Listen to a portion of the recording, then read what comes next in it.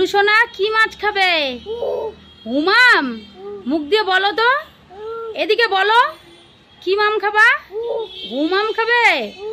তো বন্ধুরা আজকে রান্না করব, ওরে বাবা, আজকে রান্না করব বাবাইয়ের জন্য তেল কই। এই যে দেখো কই মাছগুলো কেটে ধুয়ে পরিষ্কার করে রেখেছি।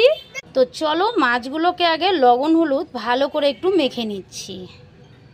তো এই যে দেখো মাছগুলো লবণ হলুদ মাখা হয়ে গেছে। তো চলো এবার মাছগুলো ভেজে নেব।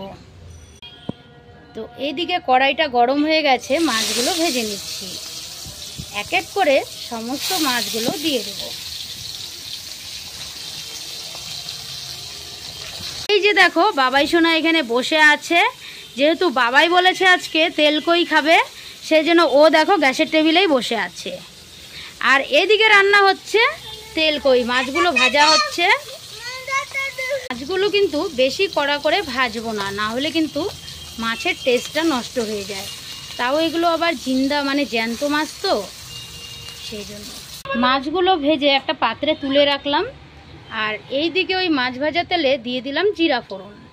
আর এইদিকে মশলাটা রেডি করে রেখেছি, সেই মশলাটা এখন দিয়ে দেব। মশলাটা দিয়ে দিচ্ছি। এর মধ্যে কি কি মশলা দিয়েছি তোমাদেরকে তো বলাই হলো না। এখানে আছে আদা বাটা, পেঁয়াজ বাটা, আর জিরে, শুকনো লঙ্কা, কাঁচা লঙ্কা বাটা।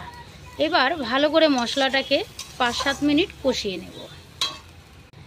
মশলাটা 5-7 মিনিট কষিয়ে এবার দিয়ে দিচ্ছি 3টে টমেটো কুচি।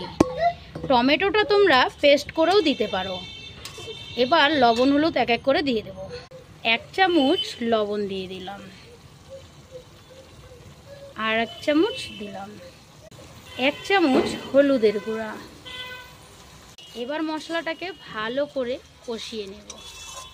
2-4 মিনিট ঢাকা দিয়ে রেখে দেব, যাতে মশলাটা সিদ্ধ হয়ে যায় এবং হালকা একটু ভাজা ভাজা হয়ে যাবে।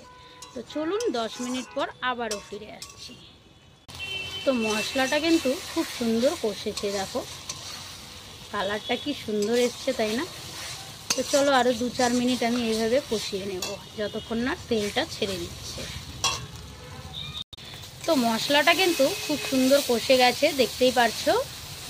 এখন আমি জলটা পরিমাণ অনুযায়ী দিয়ে দেব। তো তোমরা দেখতেই পেলে আমি তেল কইটা কিভাবে রান্না করলাম।